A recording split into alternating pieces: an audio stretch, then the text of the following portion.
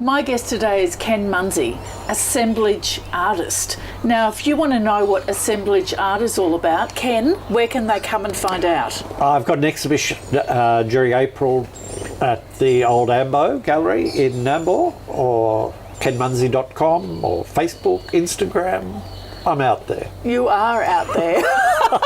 You are so out there. Stay tuned right to the end. Ken's work is phenomenal.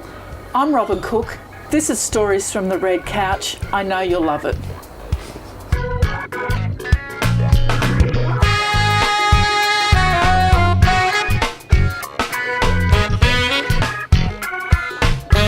So, Ken, have you always been an artist?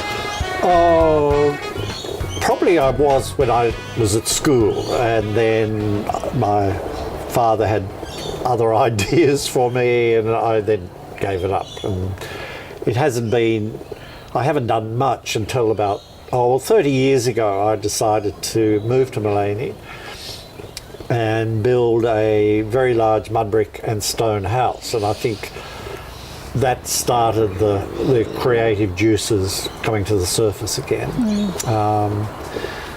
And then after that, while I was there, I've been a horticulturalist for a long time. Okay. So, and then that sort of went a bit to the other side, and I thought, what am I going to do now? And I saw an ad somewhere in a paper or somewhere to learn how to make paper out of natural fibres. And I thought, being a horticulturalist and loving plants and things, I thought that could be interesting.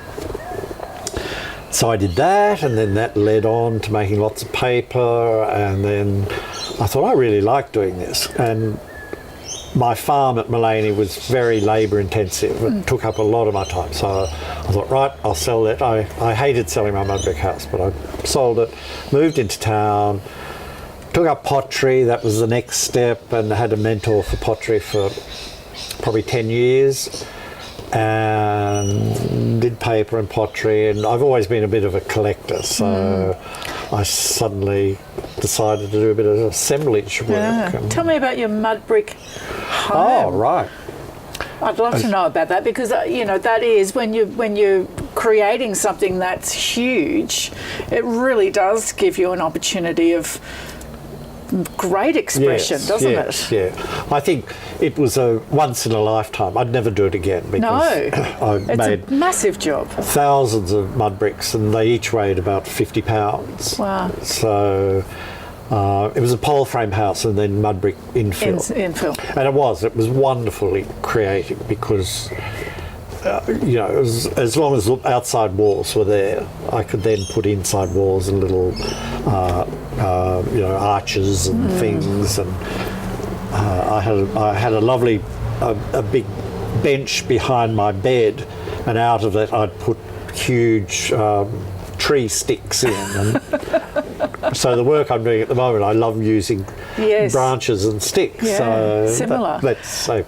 But and I did stone work as well. So okay. Was it hard to sell it? Because sometimes people say, you don't want your home to be too individualised, because it'll be impossible to sell. Yeah. Always make sure you have the microwave spot in the kitchen. A nice colour. So was it?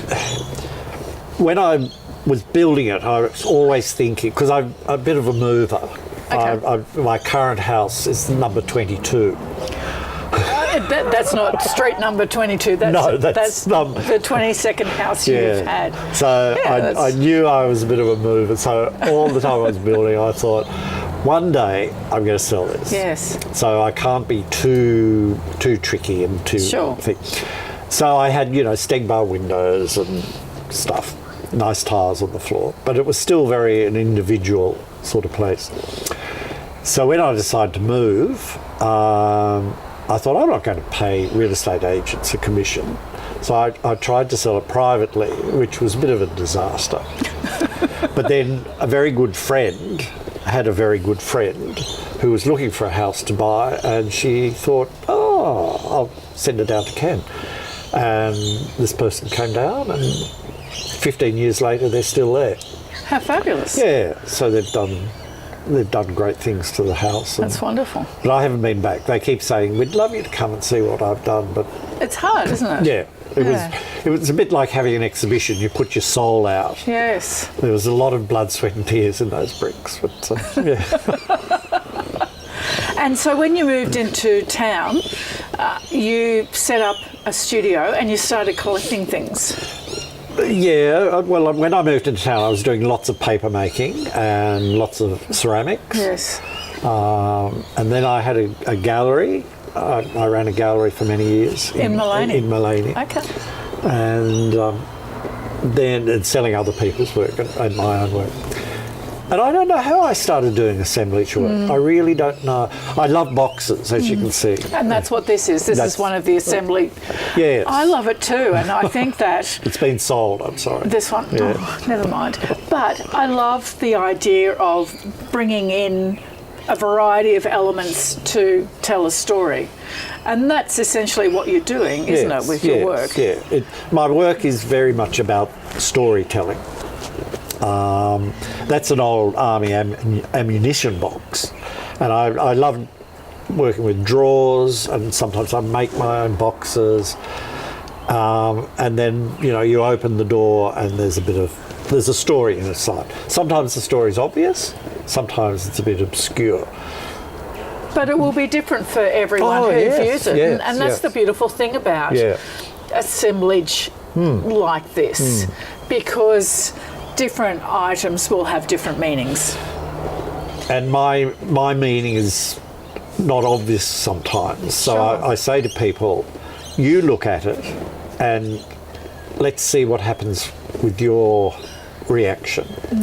And I love getting reactions from people. I love people who come to me and say, oh, I felt so happy opening that, or I felt threatened. Some of my work is a bit dark and a bit black. And so there's one I've got, Don't Go Down the Woods Tonight, and it is very black. It's a bit scary, Children have been known to scream when they open the window. And old women known to faint, and so it's... No, it's not that bad. That's a workplace health and safety issue, Ken. So there's that sort of emotion stuff, and I love that. Well, and interestingly, the other night we were down at the Ambo, and it was for some event that we had down there, and I was talking with a woman, and she was saying, oh, I don't know, I just feel a bit odd looking at this work. Yeah. And I said, yes, and isn't that a wonderful thing? She said, yes. She said, I can't even begin to describe how it is that I'm feeling looking at this. And I find that fascinating because we talk about art, touching you and bringing experiences to mind. But it's actually not very often that I've heard people freely give that information. My work, it's not like going into a gallery and seeing a painting of a sunflower and you say, oh, that's a sunflower, and you move on to the next one. Mine you have to actually interact with to understand. And in understanding it, that may stir up some stuff. And it won't necessarily be my interpretation that you're going to see. There's nothing worse for an artist of any calibre, whether you're a musician or whatever, for somebody to say, oh, that's nice, or oh, that's unusual. I want people to say to me, I love that, or I want them to say, well, I don't really understand that, it's a bit scary, I don't like that. Yes. I really like to hear an emotion rather than a question mark. Yeah, absolutely. In your studio now, and I was fortunate to visit a few weeks ago and was very excited to see the collection of it. It's astonishing because when you have a look, and seriously, you'll have to go down to the old Ambo over the next 2 weeks, to see the rest of Ken's exhibition. But when you look inside it, you can look, and then you can look, and then you can look again. And there are so many elements contained in such a small space. But you have all of those in your studio now, don't you? Just lying around. I know. There's drawers of scrolls. Tell me about the scrolls. Are there scrolls in this one? There will be, of course. The scrolls. I think the scrolls have become a bit of a signature for me. I'm sure other people do scrolls, but I do scrolls in just about everything I do. And I've been doing them for, I don't know, 10 years or so. So I've probably made millions. I wish I'd kept a record of them. And these arthritic, stumpy hands can still make them. So I don't know, it's a bit of therapy. And tiny thread that you tie them with. That just blows my mind. Right, like, seriously, Ken, I look at these beautiful scrolls with this tiny, fine thread and marvel at that. Oh, well, that's good. The scrolls represent stories. And they're your stories. They're not my stories. They're your stories. And quite often I make the scrolls out of paper with a different language. They're all out of paper with printing on them. And I like doing it out of a different language because then you can't read what's on the scrolls. Yes. So you have to imagine what's on the scrolls. They represent stories. There's a timeless element there too, then, isn't there? If I'm monolingual, so I only speak and read English. Yes. So in that case, I could look at and you're often using Chinese calligraphy, aren't you? I feel that there's a timeless quality to that. Yes. It could be stories from ancient times. Well, there's story with all the elements I use, because I'll go to junk shops and markets and places and buy or be given or steal or whatever stuff. Yes. And it's rusty stuff. You can see stuff on there. Yes. And I'll take it home. I'll go to the stall and I'll say, yeah, that looks interesting. I'll have that. And then I'll go home and put it down and probably forget about it for a long time. So as you say, I've got a lot of stuff lying around. And I've got friends who give me stuff. People know I'm a collector, and people come into the gallery and say, oh, I've got such and such, do you want that? And I'll say, oh yeah, don't throw it away.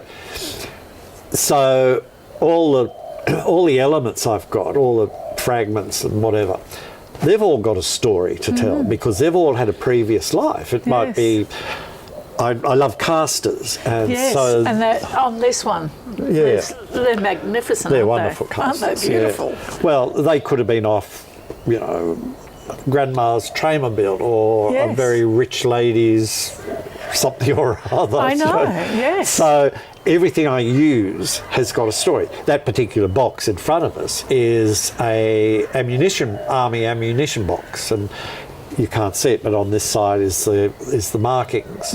So everything's got a story. Some soldiers during the war may have carried that, and he may have been killed. Yes. And dropped the box, and then years later someone picked it up. So that's what I love. Yes. Oh, that's what I love. I love that. Yeah. So when I'm making work, I'm thinking of that. I'm thinking, I wonder who held this box, and but not everybody sees that. No. Not everybody knows the story. But they would have their own stories. Yes. And tell me that story. Tell me the story that you've been telling. Oh, right. I've told this story many times. That I've got an exhibition on at the moment, and a few days ago a woman came in, and she probably was in her, I don't know, late 60s or so, and she liked a particular piece. And she called me over and she said, I'd like to purchase this, but I want you to tell me the story. And so I told her the story, and she then burst into tears. Oh, no, sorry, I've skipped. I told her the story, and then I said to her, could you tell me why you're attracted to this piece? What's it doing to you? And she burst into tears. And the story that I told her was, it's a piece called Incursion into Java. Yes. and it's got a lot of Javanese sort of things on it.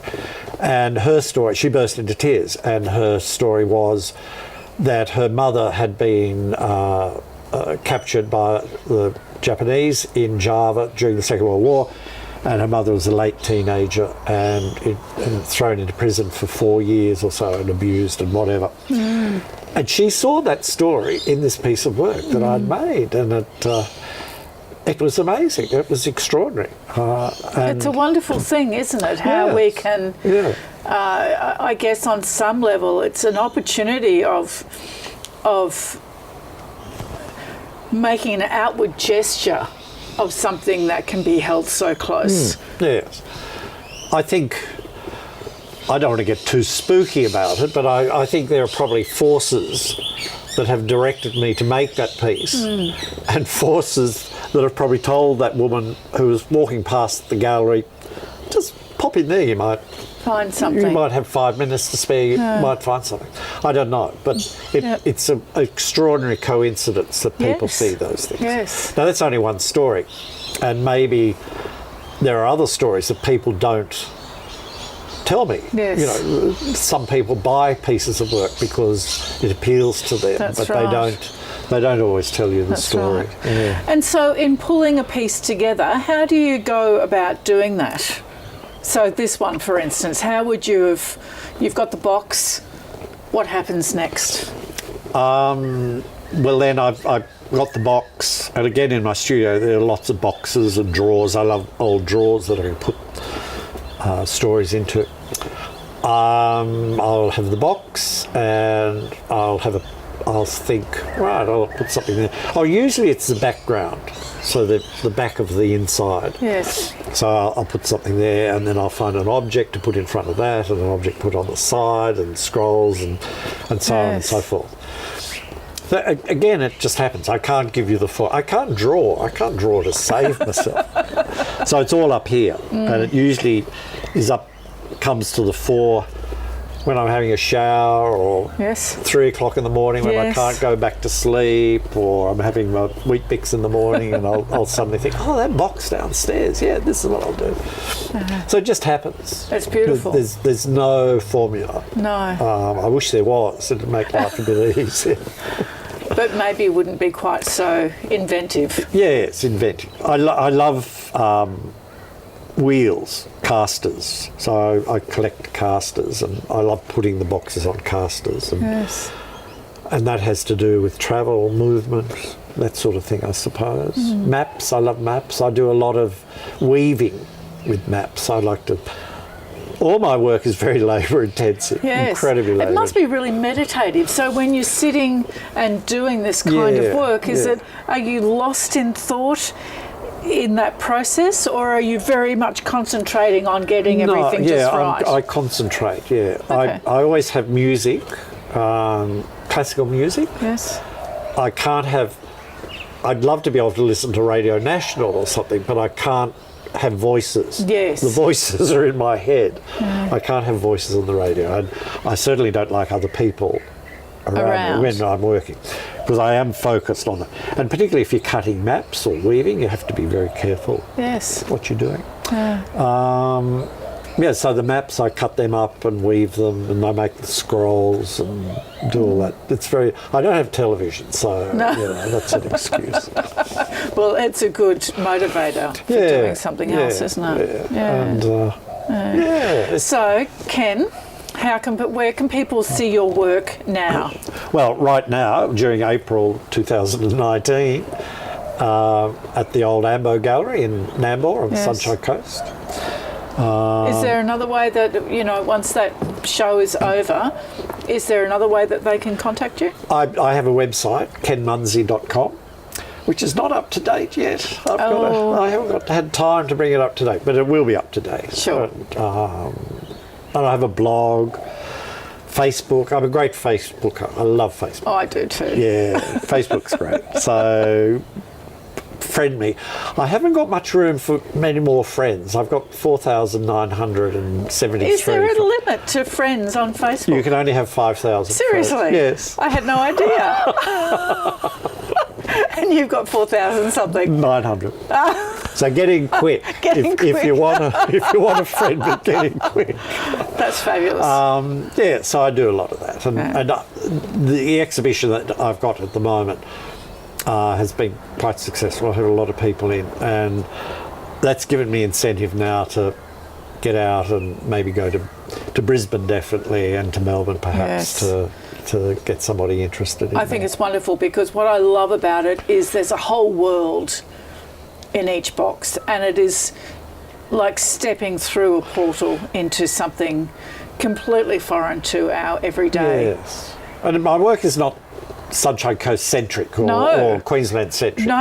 It's not even Australian centric. It's probably. Universal. It really very much is symbolic and universal. Thanks for joining me, Ken. Thank you for having me on the couch. We haven't mentioned Puss. I know. Yes. Well, Lucy, she's your average grey blob.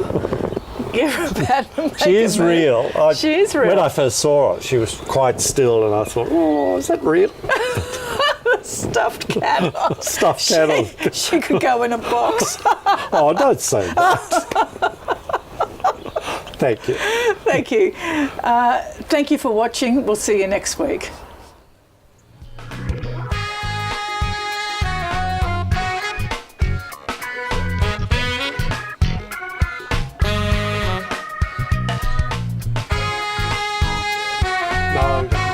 That's what we had her on the lazy Steve, because you could turn her around. Yeah. Just move there.